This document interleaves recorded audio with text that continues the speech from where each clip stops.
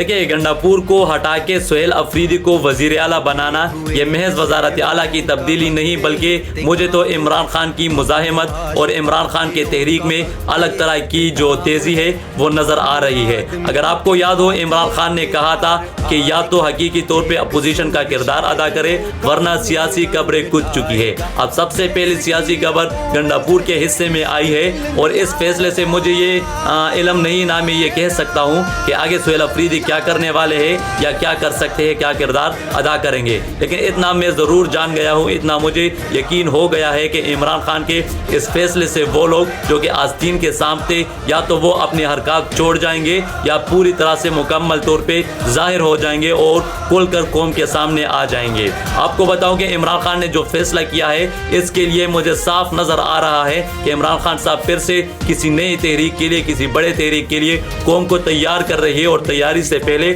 قوم کو اطمینان دے رہی ہے اور اعتماد میں لینا چاہتی ہے۔ یہ پوری کی پوری قوم اس فیصلے کو اچھے نظر سے دیکھ رہی ہے اور خوش آئند قرار دے رہی ہے، کیونکہ گنڈاپور نے واضح طور پہ بہت سارے احکامات خان صاحب کے رون ڈالے تھے۔ اب ان حالات میں عمران خان صاحب کا یہ بہت بڑا فیصلہ ہے، اور قوم یہ چاہتی تھی کہ گنڈاپور خود سے استعفیٰ دے، ورنہ اس قوم کا جو پیمانہ تھا صبر کا وہ لبریز ہو چکا تھا۔ اب یہ قوم جو ہے پوری طرح سے تحریک کے لیے تیار بھی ہے، اور جو کوئی بھی اس تحریک کو ناکام کرنے کی کوشش کرے گا ان کے